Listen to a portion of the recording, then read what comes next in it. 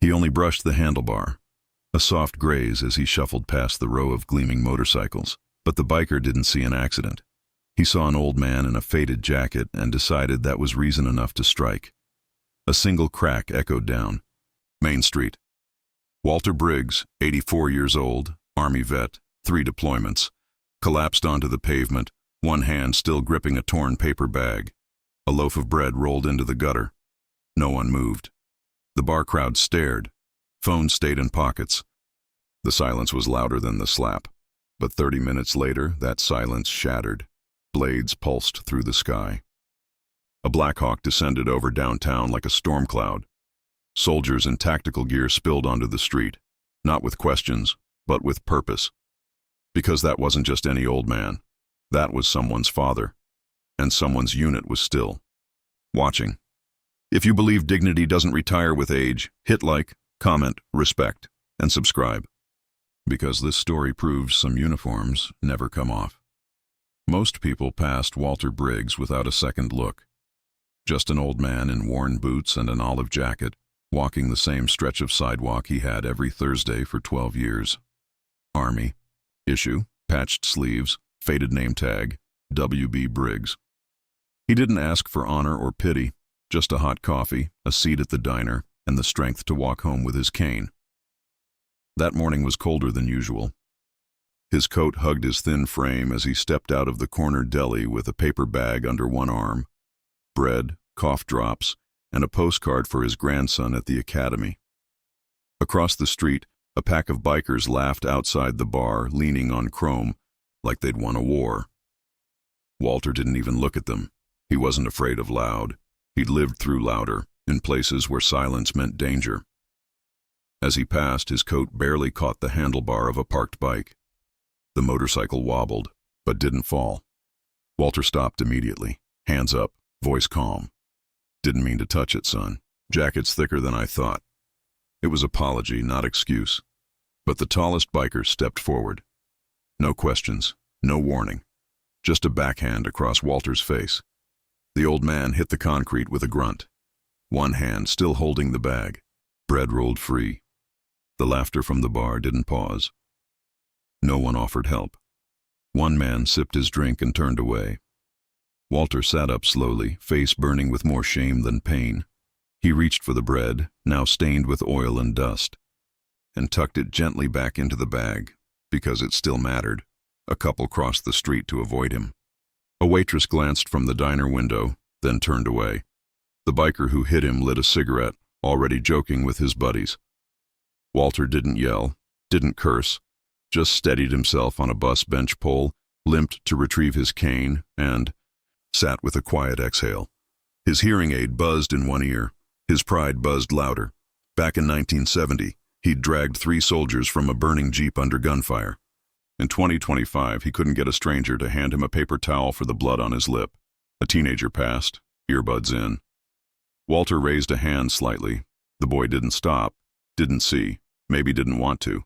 Walter wasn't looking for pity. He just wanted to be seen. Inside the bar, the biker chuckled.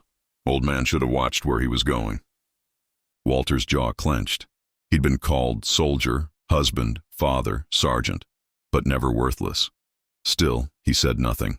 Just wiped his mouth with a frayed sleeve and pulled out a beat-up phone. One button, one contact. Eagle 6. Emergency, only. He tapped it, then leaned back. 15 minutes passed. Walter didn't move, didn't speak, just waited, straight-backed on the bench like a man expecting a bus no one else knew was coming. And then it came. A low thrum in the pavement. Subtle, at first, then heavier, like thunder rolling in. A few heads turned. A man stepped out of the bar, squinting toward the sky. The sound thickened. A deep, rhythmic pulse rolled through the street, low enough to feel in your chest. Glasses rattled softly on bar tables. The bartender stepped outside, squinting at the horizon. "That's not a truck," he muttered. And it wasn't. From beyond the tree line, riding the wind like thunder on wings, came the silhouette of a Black Hawk helicopter, low, fast, and heading straight for downtown. Phones came out. Shoppers stopped mid-step. Dogs barked from car windows. Within 60 seconds, the chopper hovered over the empty lot behind the row of shops, kicking up dust in waves. At the same time, a matte black SUV roared in from the other direction and skidded to a stop in front of the bar. Its doors opened. In unison, boots hit pavement. 12 figures in tactical gear poured out. No shouting, no wasted motion. They moved like men who didn't rehearse this. They lived it. From the Black Hawk, one man stepped down. No sunglasses, no theatrics, just command written into the hard lines of his face. Early 50s, broad-shouldered, eyes like a winter morning, cold, clear, unforgiving. He didn't pause to explain. He didn't need to. He walked straight toward the bench. Walter looked up, blinked once, nodded. The man didn't salute. He knelt. "Dad," he said, gently brushing a trace of dried blood from Walter's cheek. "I got here as fast as I could." Walter didn't answer. He didn't have to, because in that moment, the biker, still lounging by the curb, still clueless, began to notice the silence thickening around him. He turned toward it. He saw the soldiers. He saw the shoulder patch, U.S. Army Special Operations, and then he saw the name tag, Commander Briggs. The biker's face shifted. Smug melted into shock. Leather creaked as his shoulders tensed. He had just slapped the wrong man. The street fell into a hush. Commander Briggs stood, slow and steady. He didn't reach for a weapon, didn't raise his voice. He didn't have. Behind him, his team fanned out in silence, forming a half circle that locked down the block. No rifles, no aggression, just presence. Heavy, precise, immovable. The kind of presence that made strangers instinctively stand straighter. Walter remained seated. He lowered his head slightly, not in submission, but in quiet acknowledgement. His part was done. Inside the bar, the music had stopped. Someone peeked from behind the blinds. A waitress ducked behind the counter, her phone forgotten in her hand. "Commander." Briggs stepped forward. His voice was low, even, but it carried like thunder. "Which one of you struck a veteran?" Silence. Then reluctantly, the biker stepped forward, hands half raised in mock innocence. "Man, it was just some old dude. He bumped my ride." Commander Briggs didn't flinch. "That old dude served this country while you were still learning to spell your name." A quiet ripple moved through the onlookers. Someone filming whispered, "Oh, hell." The biker tried to puff himself up. "You military types think you can just roll in and take over everything." Briggs took one step closer. Just one, and the space between patience and consequence vanished. "I didn't come here to take over," he said, voice like the click of a safety switch. "I came here because my father bled on a sidewalk." Well, cowards laughed. Commander Briggs turned slightly, raising a single finger toward one of his men. The soldier gave a sharp nod and stepped back, speaking into the radio clipped to his vest.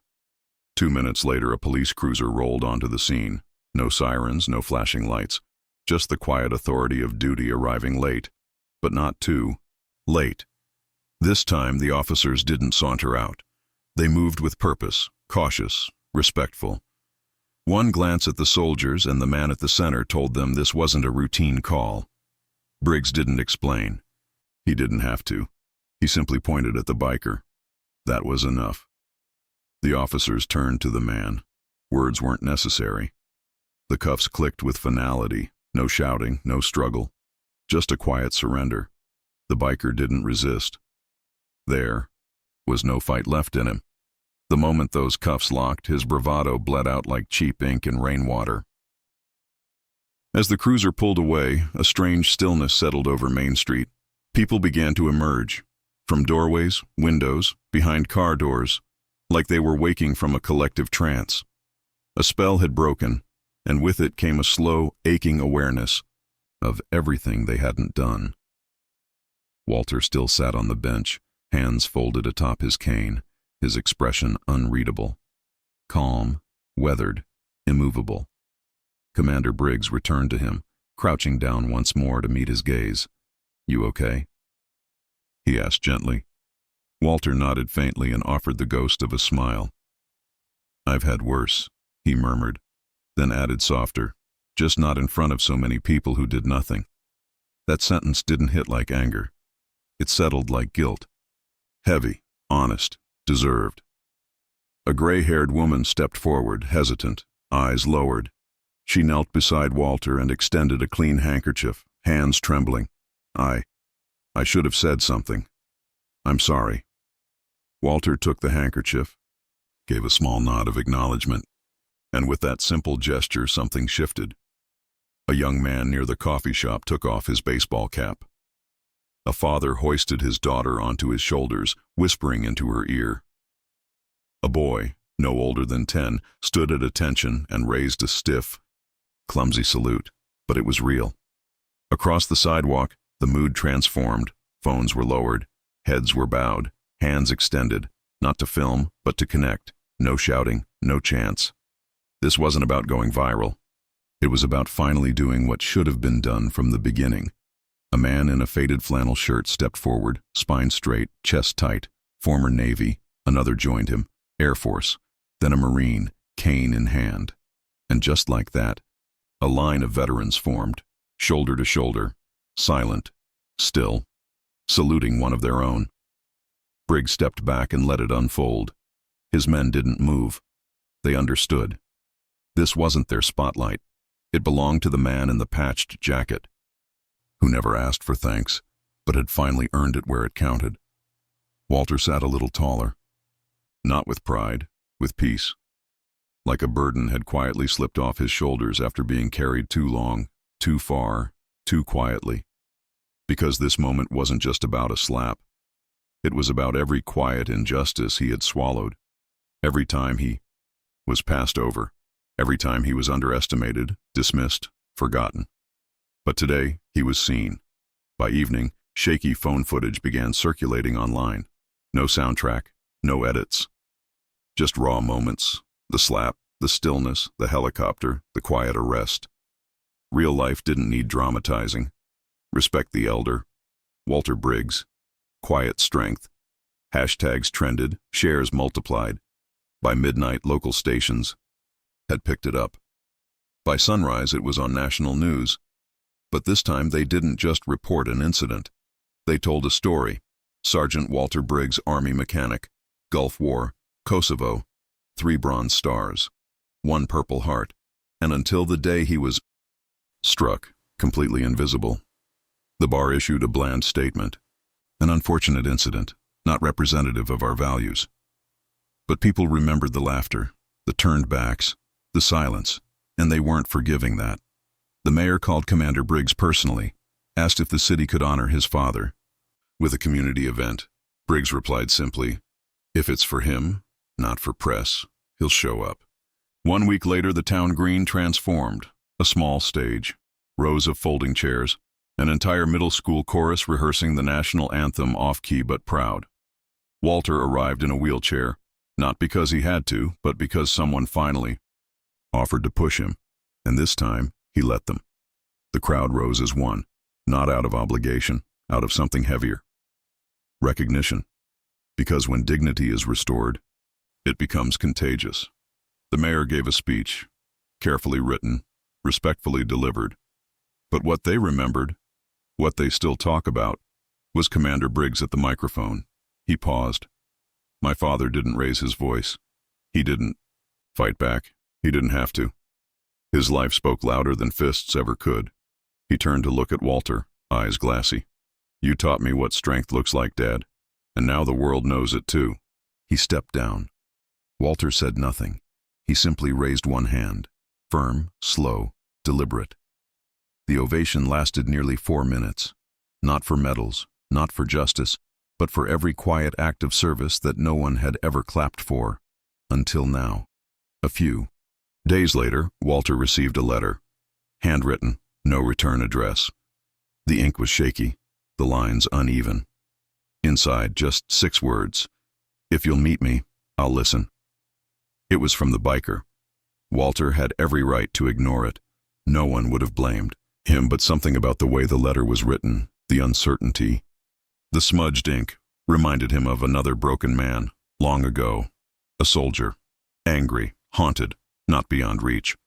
He asked his son to arrange a meeting. Private, no press, no uniforms. In a quiet courthouse room, the man who'd once struck him now sat slouched forward, his leather vest gone, replaced with a plain button-up. Hands clenched. Jaw tight. Bracing. Walter entered slowly. Didn't speak. Just sat. The silence was heavier than any lecture. "I didn't know who you were," the man muttered. Walter's voice was soft but steady. "That's the problem. You didn't care." The man, his name was Kyle, swallowed hard. "My dad was a soldier too. Vietnam. He came back shattered. I grew up hating uniforms. Thought they took him from me." Walter nodded. "I knew men like him. Some of them came back, but they never made it home." There was no judgment, just space. A rare kind where truth stands straighter than pride. Kyle wiped his eyes, pulled a folded form from his pocket. "Judge didn't make me, but I signed up for therapy and to volunteer at the VA downtown. I want to earn something back." Walter looked at the paper, then at Kyle. He reached out, laid one weathered hand over the younger man's. "You won't earn it fast, but every day you show up, you'll get closer." Kyle nodded. The tears came freely this time. That meeting never made headlines, but it changed 2 lives. 6 months later, the corner of Broad Street and Ellison Avenue looked different. Where silence had once stood, now stood a bronze plaque, mounted on polished stone, etched into its face. "To Sergeant Walter Briggs, for quiet valor and the strength to stay standing when others sit." And beneath that, smaller, "In honor of those whose battles don't end when the war does." It read, "In honor of Sergeant Walter Briggs, a quiet shield between us and chaos." Beneath it, a line etched deeper than the rest. He never asked to be seen. He simply stood. People paused now when they passed. Not everyone, not every time, but enough. On Veterans Day, students brought flowers. A local artist painted Walter's silhouette into a mural of community heroes, and the city council voted unanimously to rename the small park behind the bar, Briggs Field. Walter still visited every Thursday, same boots, same jacket, same slow, steady walk.